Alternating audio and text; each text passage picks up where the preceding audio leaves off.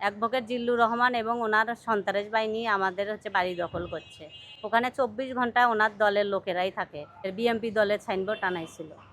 27 তারিখে ভোর 5টার সময় আমাদের বাসায় অ্যাডভোকেট জিল্লুর রহমান এবং ওনার দলবল নিয়ে আমাদের কেসি গেট ভেঙে বাসায় প্রবেশ করে আমাকে আর আমার 2 ছেলেকে টানা হেঁচড়া করে মারপিট করে বাসায় থেকে বের করে দেওয়ার পরে ওনারা দখল করে। তারপরে আমার বাবা বাধা দিলে আমার বাবাকে ওই একই রকমভাবেই মারপিট করে আমার বাবা রক্তপাতও হয়, আমার ছেলেটারও মাথা ফেটে যায়।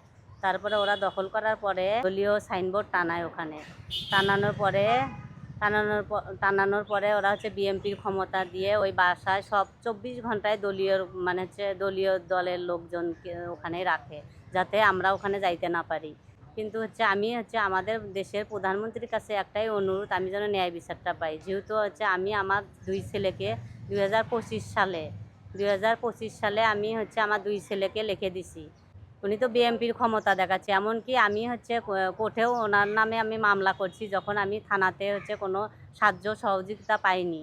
থানার 3টে অভিযোগ জমা দিছি, সেইটা দেওয়ার পরও আমি যখন থানা থেকে কোনো অভিযোগ পাইনি, মানে কোনো সহযোগিতা পাইনি, তখন আমি আবার বাধ্য হয়ে গাইবান্ধাতে মামলা করেছি। তারপরে ওখানেও আমার উকিলদের উনি আমার কেস লড়তে দেয়নি, আমার কেস লড়তে দেয়নি। বাধ্য হয়ে আমি মুভ করছি। বিএমপি দলের ক্ষমতায়, অ্যাডভোকেট জিল্লুর রহমান বিএমপি দলের ক্ষমতায় কিন্তু দেখাচ্ছে ওখানে। বারিস্তা এখন ওনাদের দখলে আছে এবং উনি দলের ক্ষমতা দিয়ে ওটা ব্যবহার করতেছে, দলের ক্ষমতা লাগেছে। আমার এই ধরেন 24 থেকে 23 বছরের সংসার, 23 থেকে 24 বছরের সংসার। একটা ফ্ল্যাটে যা কিছু আছে সব কিছুই আছে, A to Z সবই আছে। আমি আর আমার ছেলে তো এক কাপড়ে ওখান থেকে বের হয়ে আসছি। অ্যাডভোকেট জিল্লুর রহমান এবং ওনার সন্ত্রাস বাহিনী আমাদের বাড়ি দখল করছে। ওখানে 24 ঘন্টা ওনার দলের লোকেরাই থাকে। বিএমপি দলের সাইনবোর্ড টানাইছিল। প্রথমে আমাকে বলছে যে আপনার 2.5 শতক আমাদের দিয়ে দেন। সেটারও কিছু আমাদের কাছে রেকর্ড আছে।